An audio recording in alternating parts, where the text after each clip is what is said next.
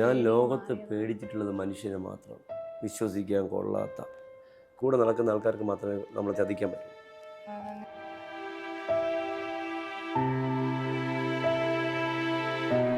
ആവാസിൻ്റെ പേര് ചിലർക്ക് ഇഷ്ടപ്പെടും.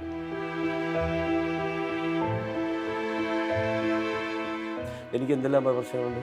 എനിക്ക് എൻ്റെ വീട് അറിയാലോ, ഓലയിട്ട വീടാണ്. കഷ്ടപ്പെട്ടാണ് ജീവിക്കുന്നത്. അമ്മയ്ക്ക് പ്രായമുണ്ട്, അച്ഛന് പാർസിച്ചായിട്ട് മരിച്ചതേ ഉള്ളൂ, അനിയത്തിക്ക് അസുഖങ്ങളുണ്ട്.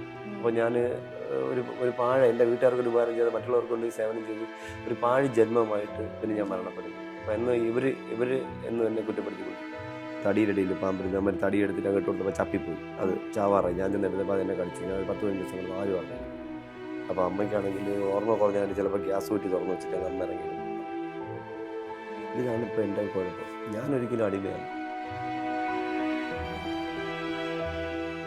ഒരു വലിയ ടീം വർക്ക് തന്നെ എതിരായിട്ടുണ്ടെന്ന് പറഞ്ഞു. ക്വിറ്റ് ചെയ്യണം എന്ന് തോന്നിയിട്ടുണ്ട്, അല്ലെങ്കിൽ ഇതൊക്കെ നിർത്തി പോവാ, അല്ലെങ്കിൽ മടുത്തു, അങ്ങനത്തെ ഒരു ഒരുത്തിനെയും ഭയപ്പെട്ടിട്ടോ ഭീഷണിപ്പെട്ടിട്ടോ പേടിത്തിയോ എന്നെ കീഴടക്കാൻ ആരും കഴിയില്ല. ഞാൻ ഒരിക്കലും ജനിച്ചാൽ ഒരിക്കൽ മരിക്കണം എന്തായാലും. അതുകൊണ്ട് ഒരിക്കലും ഒരുത്തൻ്റെ മുന്നിൽ തല കുനിക്കാറില്ല.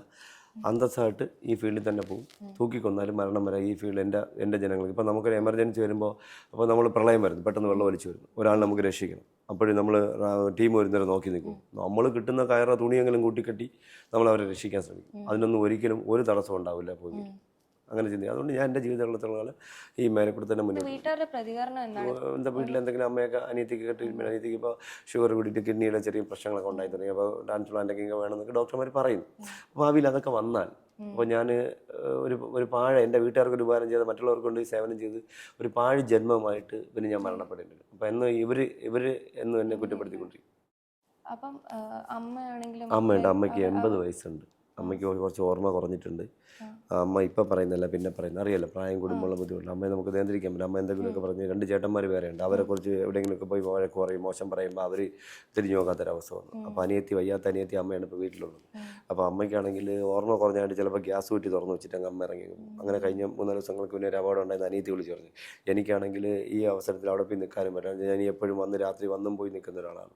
അപ്പോൾ അനിയത്തിക്ക് വയ്യാടക്കുന്ന ഒരാളാണ്. അനിയത്തി ഇത്രയും ഒരുപാട് മെഡിസിൻ, ഷുഗറിൻ്റെയും തൈറോയിഡിൻ്റെയും കൊളസ്ട്രോളിൻ്റെയും BPയുടെയും എല്ലാത്തിൻ്റെയും പിന്നെ കിഡ്നി ട്രബിളിൻ്റെ ഒക്കെ മരുന്ന് കഴിച്ചുകൊണ്ട് വെള്ളം പോലും കുടിക്കാൻ പറ്റാത്ത അവസ്ഥയിലുള്ള പേരിക്കുന്ന അനിയത്തി. അപ്പോൾ ഞാൻ അപ്പോഴപ്പോഴും ഇറങ്ങി പോവുക, വീണ്ടും തിരിച്ചു വന്ന് കയറുക. അവർക്കത് ബുദ്ധിമുട്ട്. അതുകൊണ്ട് ഞാൻ ലോഡ്ജിൽ തന്നെ നിൽക്കുന്നു. അപ്പോൾ ഈ അമ്മ അതിനിടയ്ക്ക് അമ്മ ഒരു ദിവസം എരുത്തിൽ ഇത് പശുവിന് ഒരു പയ്യുണ്ട്, പയ്യുവിന് പോയിക്കാൻ വേണ്ടി തീയിട്ടൊരു എരുത്തിൽ തീ പിടിച്ചു. ഇപ്പോൾ എല്ലാം കൂടെ അങ്ങനെയൊക്കെ പ്രശ്നം. അതിനിടയിലാണ് അനിയത്തി ഒറ്റയ്ക്ക് ജീവിക്കുന്നത്. അപ്പോൾ നമ്മുടെ മക്കൾക്കൊന്നും അച്ഛനും അമ്മയൊന്നും വേണ്ട. അപ്പോൾ ആ ഒരു കാലഘട്ടത്തിൽ എന്തായാലും കുറച്ചെങ്കിലും എൻ്റെ അമ്മയെ എനിക്ക് നോക്കാൻ പറ്റി. എൻ്റെ അച്ഛൻ കിടന്നപ്പോഴും എനിക്ക് നോക്കാൻ പറ്റി. പക്ഷേ അച്ഛന് മരിക്കുന്ന സമയത്ത് അവസാന നിമിഷം ഞാൻ അച്ഛനെ കണ്ടിട്ട് പോയി. എനിക്കൊരു തുള്ളി വെള്ളം കൊടുക്കാൻ പറ്റിയില്ലെന്നൊരു വിഷമം എനിക്കുണ്ട്. ഞാൻ അച്ഛനെ കിടക്കുന്നു, ഞാൻ ഒതുക്കെ അച്ഛനും അച്ഛൻ ഇങ്ങനെ കിടന്ന് സുഖമായിട്ടിരുന്ന് ഉറങ്ങി ഞാൻ കാലൊക്കെ അനങ്ങുന്നുണ്ട്. അപ്പോൾ ഞാൻ വിളിച്ച് പോയിട്ട് വരാം. ഞാൻ ഇങ്ങനെ തട്ടിയതാണ്. തട്ടിയിട്ട് ഞാൻ ഇറങ്ങി പോയിട്ട് 5 മിനിറ്റ് ആയില്ല. അപ്പോൾ എന്നെ വിളിക്കുന്നു അച്ഛൻ പറഞ്ഞു.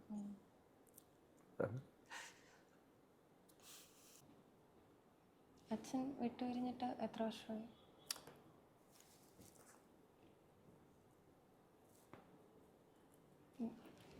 വെള്ളം വല്ലതും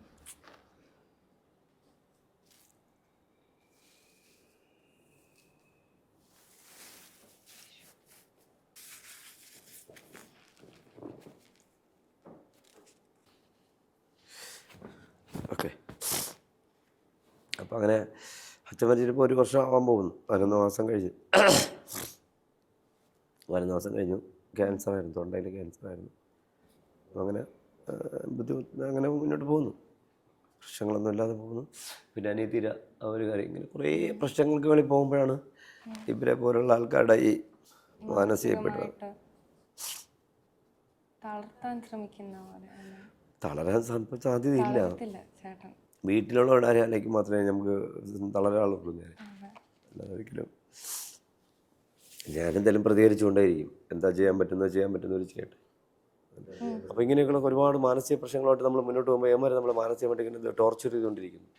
അതാണ് ഏറ്റവും വലിയൊരു എന്താ പറയുക ബുദ്ധിമുട്ടായിരുന്നു. ഫിസിക്കലി പ്രശ്നമേ ഇല്ല. നമുക്ക് കുറച്ച് ജീവിതം കുറച്ചേ ഉള്ളത്. നമ്മൾ ഒരു 90% നമ്മൾ ജീവിതം ചെറുപ്പത്തിലേക്ക് കളയും.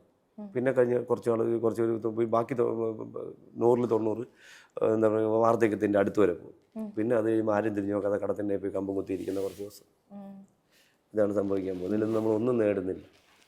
ഈ മനുഷ്യന്മാർ ഇവിടെ കിടന്നുകൊണ്ട് അസൂയയും കുശുമ്പും കാണിച്ചിട്ട് എന്ത് മണ്ണാങ്കട്ട ഉണ്ടാക്കാമെന്നാണ് ഞാൻ ചോദിക്കുന്നത്. അതെ. ആർക്ക് വേണ്ടി? ഉം. ഇന്ന് സ്വന്തം അച്ഛനെയും അമ്മയും നോക്കാത്ത മക്കളുടെ കാലം. ഇനി വരാൻ പോകുന്ന കേരളം വൃദ്ധന്മാരുടെയും വൃദ്ധികളുടെയും കേരളമാണ്. വയസ്സായ അമ്മമാരും അപ്പന്മാരും മാത്രമേ ഇവിടെ ഉണ്ടാവുള്ളൂ. ഉള്ളൂ. അതെ. മറ്റുള്ള മക്കളൊക്കെ അവരവരുടെ കാര്യങ്ങൾ നോക്കി പോകും. ഉം. ഇന്ന് ലോകത്തിലെ ഏറ്റവും കൂടുതൽ വൃദ്ധസ്ഥാനങ്ങളുടെ സംസ്ഥാനം കേരളമാണ്, അറിയാമോ? ഉം. എനിക്ക് 2 ആക്സിഡൻറ്റിൽ എനിക്ക് 6 ബോൺ പൊട്ടിയതാണ് നട്ടലിന്. എനിക്ക് സ്പൈനൽ കോഡിന് കംപ്ലൈൻ്റ് ഉള്ള ആളാണ്. സ്പൈനൽ കോഡ് അസ്ഥിയുടെ ഇടയിൽ ഇങ്ങനെ മടങ്ങിയിരിക്കുക. അപ്പോൾ സർജറി ചെയ്യണമെന്ന് പറഞ്ഞാൽ സർജറി ചെയ്യാതെ മുന്നോട്ട് പോയിക്കൊണ്ടിരിക്കുക. അപ്പോൾ ഇന്നലെയൊക്കെ ജോലി ചെയ്തിട്ട് എനിക്ക് നടുവനക്കാൻ വയ്യ. എനിക്ക് എൻ്റെ അടുത്ത ജോലിയൊന്നും ചെയ്യില്ലെന്ന് പറഞ്ഞ ശർമ്മ സാറ്. മനസ്സിലായി. എന്നിട്ട് ഞാൻ വലിയ പണിയില്ല. ഓരോ സ്ഥലത്ത് ഇപ്പോൾ അവരെ പിടിക്കുന്നത്. ഇന്നത്തെ കൗമുദിൻ്റെ എപ്പിസോഡ് ഇന്നലെ പോയിട്ട് നിങ്ങൾ ഒരു ലോറി സാധനം ഞാൻ ഒറ്റയ്ക്കാണ് മാറ്റിയത്. എന്നിട്ടാണ് ആ ചേര എൻ്റെ അടിയിൽ നിന്ന് എടുക്കുന്നത്. മനസ്സിലായി. അപ്പോൾ ഇങ്ങനെയൊക്കെ എന്താ ഞാൻ ചോദിക്കുന്നത്, വേറെ ആളിനെ കൊണ്ട് ചെയ്യുമ്പോൾ അദ്ദേഹത്തിന് എന്തെങ്കിലും അപകടം ഉണ്ടെങ്കിൽ ആര് സമ്മാനം പറയും? എന്നെ ഇവിടെ വെച്ചോ, വെറുതെ ഇവിടെ വെച്ചു ഞങ്ങൾ. എനിക്കിപ്പോൾ 16 കടികൾ സീരിയസ് ആയി. ഞാൻ 6 പ്രാവശ്യം വെന്റിലേറ്ററിൽ കിടന്നു. ഇതൊന്നും എല്ലാവർക്കും അറിയില്ല. 6 പ്രാവശ്യം കിടന്നു. ബാക്കി 10 പ്രാവശ്യം നോർമലി ICU ഒക്കെ തന്നെയാണ്. ഇപ്പോൾ ഈ 3 കടി, അവസാനത്തെ കടി കോട്ടയത്ത് കിട്ടിയതിന് ശേഷം 3 കടി കിട്ടി. ആരും അറിഞ്ഞില്ല. എന്തിനാണ് നമ്മൾ എന്താ പറയുക, ചില ആൾക്കാർ എന്നിട്ട് എന്താ പറയുക, നമ്മുടെ ദയനീയാവസ്ഥ ഇങ്ങനെ കാണിച്ചുകൊണ്ട്. അപ്പോൾ ആളുകൾ വിളിക്കുന്ന സമയത്ത് നമുക്കത് വീണ്ടും ചോദിക്കാൻ പറയാണ്ട് നമുക്കൊരു ബുദ്ധിമുട്ട്, ഒരു ആവശ്യം വരുമ്പോൾ എവിടെയെങ്കിലും സഹായം ചോദിക്കാൻ പറ്റാത്തൊരവസ്ഥ വരും. അങ്ങനെ അതുകൊണ്ടൊക്കെ ഞാൻ പരമാവധി ഒതുങ്ങി നിൽക്കുന്നതാണ്.